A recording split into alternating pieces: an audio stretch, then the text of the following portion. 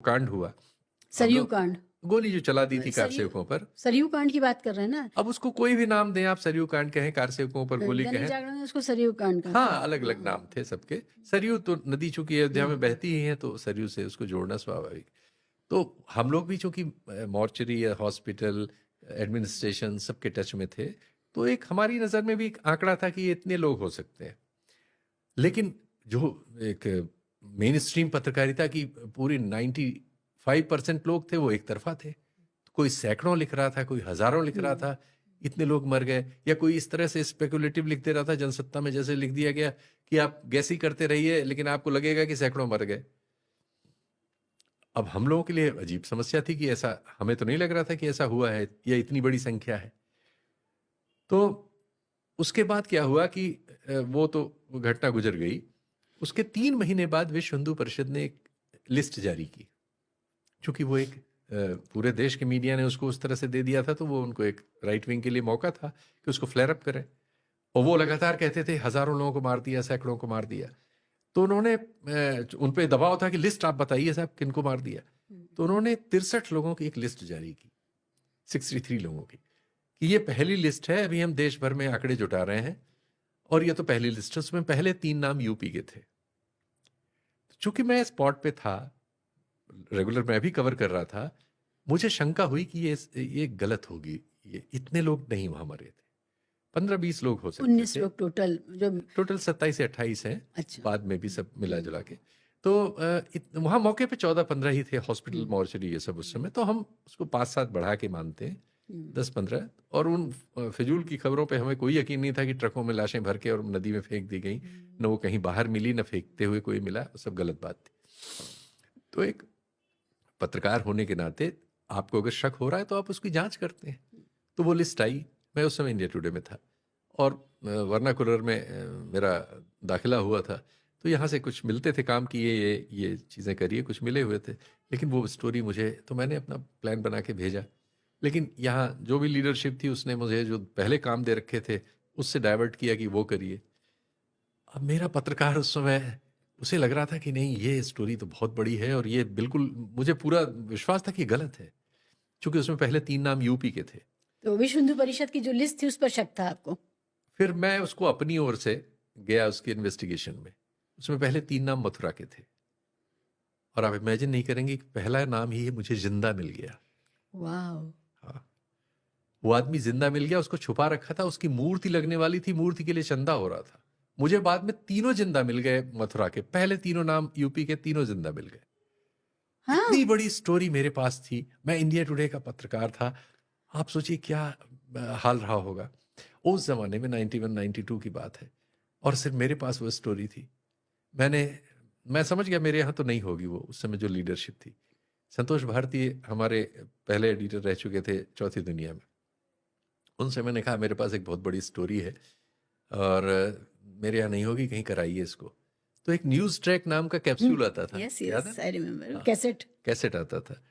तो news track में मधु त्रैहन का जी था वो। जी जी जी। तो उन्होंने कहा कि मैं मधु से कहता हूँ, वो कर लेंगी, वो जरूर करेंगी उनके लिए संतोष story। भारती तब कहाँ थे? नहीं, एमपी हो गए थे, अच्छा अच्छा। वो जनता दल के एमपी थे। तो उन्होंने फोन कर दिया, मैं वहां गया, उन्होंने अपनी कैमरा टीम भेजी। मैंने तो कभी विजुअल उसके पहले किया नहीं था, हाथ से रिपोर्ट लिख के फैक्स करने वाले रिपोर्टर थे। वो गए, हम लोग उसको जिंदा शूट किया उसी जगह जहां उसकी मूर्ति लगने वाली थी, और लेके हम लोग आए। ये है कोई स्टोरी? ये आए, वो स्टोरी ब्लॉक हो गई, चुनाव होने वाले थे, वो स्टोरी आई नहीं। इसके बाद मैंने बीबीसी को फैक्स किया, जसविंदर था तब जिंदा, वो फोन पे मेरी उससे बात हुई, लेकिन लगा नहीं कि वो कर रहा है या नहीं कर रहा है।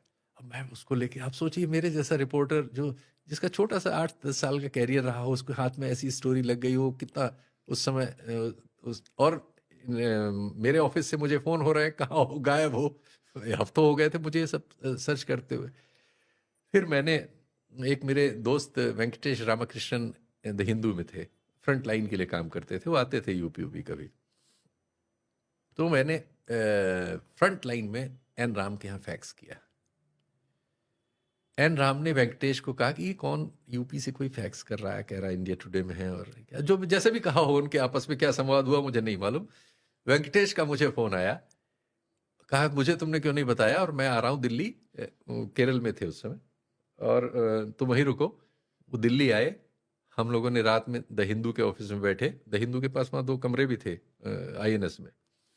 और वेंकटेश ने कहा कि मुझे तो राम ने कहा कि जाके चेक कर लेना, रीचेक, पता नहीं ये सब इतना बड़ा, इतनी बड़ी बात वो कह रहा है, मुझे यकीन नहीं है कि ऐसी गलती विश्व हिंदू परिषद करेगा।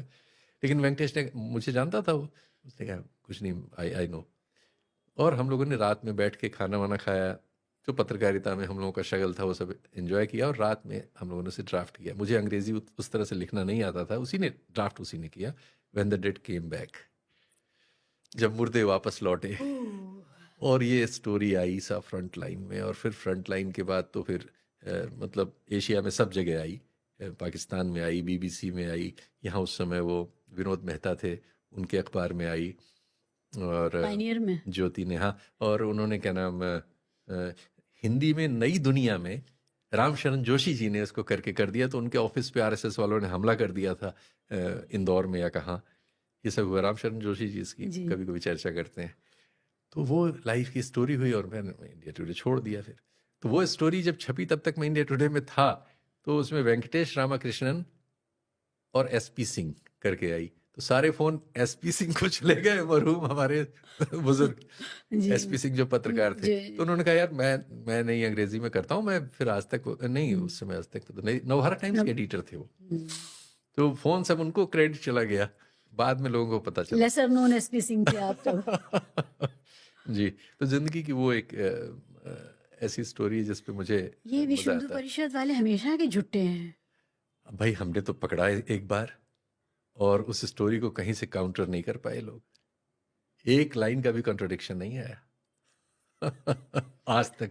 और वो स्टोरी द फ्रंट लाइन ने अपने 25 साल के उसमें स्टोरी ऑफ द ईयर का उसको अवार्ड दिया। जबरदस्त। यही है, जिंदगी में कभी कभी कोई चीज़ ऐसी होती है जो आपको खुशी देती है, तो अपने काम से उस पूरे दौरान जो 30-40 साल 35 साल का है, उसमें वो स्टोरी है जो खुशी देती है।